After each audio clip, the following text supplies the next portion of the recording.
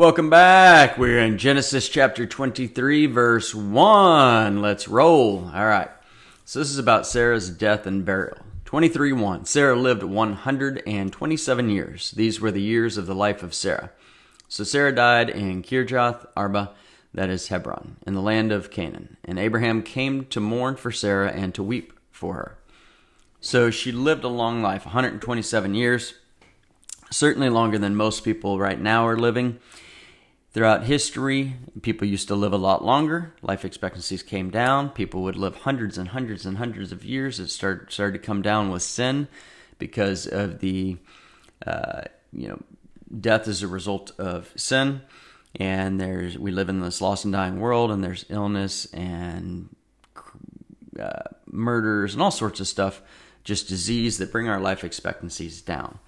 And everyone in America today, not everyone, I'm sorry, a lot of people in America, a lot of people around the world are focused on this. Oh, we got to find the fountain of youth. We got to make sure that we live longer. What's the point in living so much longer? Like, why do you want to live to be 100 or 110 or 120? I'm not saying you shouldn't, or that's a bad goal.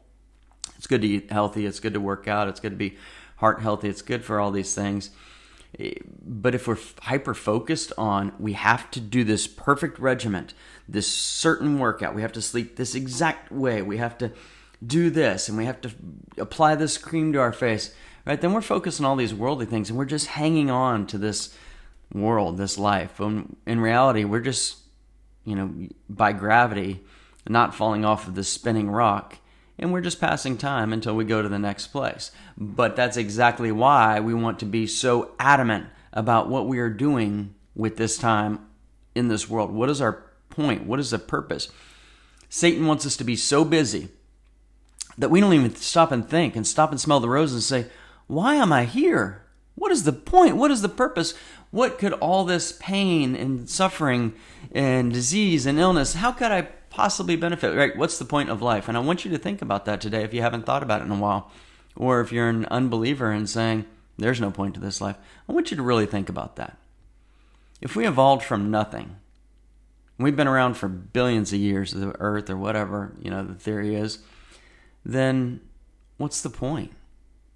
What's the point? And why are people so adamant about trying to be hyper-focused on this climate change and living a long time and the fountain of youth and all this stuff? It's just, I would suggest to you, it's because they're afraid of the next life. They're afraid of the consequences that may come by not bowing down to the one who created us. For me, it's easy. About 15 years ago now, I just had another birthday yesterday. About 15 years ago, I came to Christ at roughly 33. I'm 48 now. And that's when I submitted. I'm like, all right, you created me. There must be a purpose. I want to go after that purpose. I want to chase you, Jesus. I want to pursue you. I want to follow you. And I understand that there's a point to this life now. It's not about me maximizing my pleasure or my time or my money or anything like that, or people worshiping or idolizing me, or me worshiping or idolizing some other person, a Hollywood star, a New York financier, a politician, being king, president, anything like that. It's about, what did we do to glorify God? What did we do to honor Him? And that's not how we obtain salvation, but that's what we get to do once we have that salvation, to say, now what do I do for you, God? I want to serve you. And that's what we all want to think about. So that's a long-winded way to say that we used to live a really long time, hundreds and hundreds and hundreds of years. Now the life expectancy is around, call it 70 to 80, given the region, territory, etc. And many countries today, that life expectancy is like 30-something years old. It's really low because they don't have the medicine and stuff that we have. Everybody's trying to get that up. But she died at 127, which puts Isaac at about 37 years old, because we know that she was 90 when they got pregnant with Isaac. And this is the only woman in the Bible, presumably, who we're told of her age, right? You're never supposed to ask a woman her age. And this is the only one in the Bible of whom we're actually told her exact age, which is quite interesting. Now, what we also want to think about is how long Abraham and Sarah were married. A very long time. So this is a wonderful, wonderful example of a long marriage, right? I understand things happen, but what we want to focus on is working through differences. Sarah and Abraham had some big differences, right? They couldn't get pregnant. That is a huge strain on a marriage. There are many marriages, and I know of some, that have broken up because they had pregnancy difficulties, or they had a child and the child didn't make it, something like that. Or they had a child with special needs, which Satan uses to split up a bunch of families because the burden just becomes so overwhelming financially, mentally, physically, from a time standpoint, etc. So we've got to work through these problems. And how do you work through your problems? One of my greatest testimonies of Christ is that the hardest years of our marriage for me were the first couple of years, and that's because I wasn't walking with Christ. I didn't know how to forgive. I didn't know how to ask forgiveness. I would let the sun go down on my anger. I would let that bitterness kind of well up inside of me, and then I got Christ in me, and he was like, you got to forgive. You got to forgive fully and quickly. And when you do something wrong, you need to ask forgiveness, right? And that has been the key to my marriage. We've been married 17 years, absolutely love my wife. There's no way out of this marriage for either of us. We're in it together, not only because we have to be biblically, but because we want to be. Because we work through those problems and we know, you know what, we're still going to love each other even if we disagree on something for a moment. We forgive and ask forgiveness and move on. And here, Abraham and Sarah were married for a really long time, despite a lot of difficult things that we've read about in their lives throughout Genesis as we've been studying. And so she died in the land of Canaan. So they're in the promised land, and that's the land that was promised to Abraham and his descendants. Awesome. That's where they are. Abraham came to mourn for Sarah and to weep for her. That's awesome that he mourned for her and wept for her and didn't just like celebrate and say, okay, we're out, we're going on. But remember, there's kind of two big things that happen when a believer passes away. One, that believer takes the last breath on earth and their first breath in heaven, in eternity. There's no more mourning. There's no more tears. There's no more stress, no more sadness. It is pure joy from that point forward.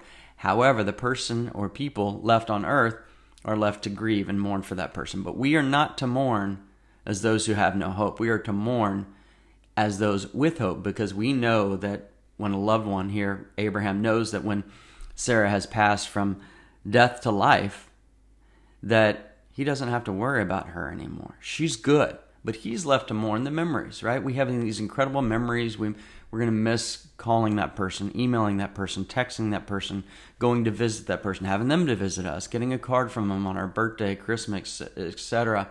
That's what we're left to mourn. And so we have that little hole inside of us. Maybe a huge hole, but it's not as big as the hole that we had before we came to Christ, that hole that can only be filled by God himself. And when we accept Christ, God comes into our lives, into our heart, and he fills that hole, and he seals us, right?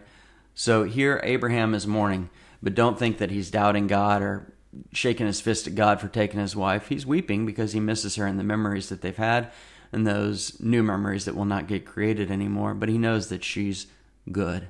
She's with God.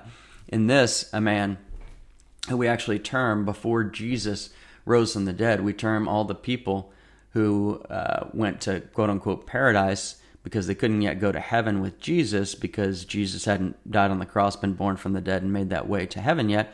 They went down to Abraham's bosom. For a quick brief explanation on this, before Jesus died, you basically had two places. Let's call it in the center of the earth or thereabout. Biblically speaking, we think that's about where it is. And you've got essentially two sides, two compartments, if you will. One, we'll call hell. I'll call it hell number one. And two, you've got Abraham's bosom. Hell number one is where every unbeliever so far has gone and will go until the great white throne judgment. And then hell one will be emptied. They'll go get judged before God at the great white throne judgment. And then they'll be thrown into what I call hell number two, which is the eternal lake of fire. Abraham's bosom is not hell, it's next to hell, and that's where believers would go. Like I said, they couldn't go to heaven yet because Jesus hadn't paved the way for them to go to heaven yet. He hadn't atoned for their sins on the cross. He hadn't taken the punishment for their sins. He had, just like Old Testament sacrifices, he had covered up the sin, or they could cover up the sin, but it hadn't been put away yet, and that's what he did on the cross. So the people who were believers before Jesus rose from the dead went to Abraham's bosom. After that, they go straight to heaven, right? Isn't that awesome? Isn't that cool? Now, Abraham's bosom was named after who? Abraham. His wife actually went there first, before him, because she died before him. So, food for thought. There you go. And tomorrow we'll pick up on verse 3. Lord, thank you. I pray for long marriages. I pray for anybody like me who struggled at the beginning of my marriage, that it was not marked by forgiveness and asking forgiveness and forgiving. Lord, anybody out there who's struggling with that, I pray, number one, that they would recognize your forgiveness and how incredible you are and how much you forgive, and that they would forgive their spouse the same that you forgive them, quickly, fully, immediately, and that when they do something wrong, they would ask for forgiveness. Lord, help me to continue to do that in my marriage. Help strengthen marriages. Help us to know how important it is for that bond, that two come together as one. Is reflective of us coming together with you, God, with Jesus as the head and the church as the body. Help us to understand the impact that we can have for those around us through a strong marriage, for children, for grandchildren. Strengthen our relationships. Help us to get on our knees and pray to you and cry out to you, helping us with our marriages, Lord. We thank you for this, Lord. In your amazing name, amen.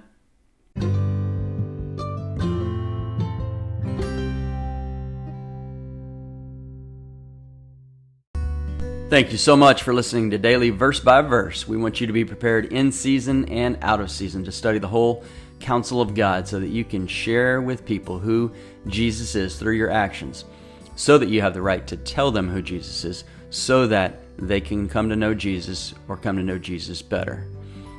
We strongly encourage you to share this message, this podcast, on your social media, Facebook, Instagram, message, email someone who you think could benefit from it. It's an easy way for you to go out and witness to the world just by sharing this podcast. We hope you'll join us tomorrow. Have a wonderful day.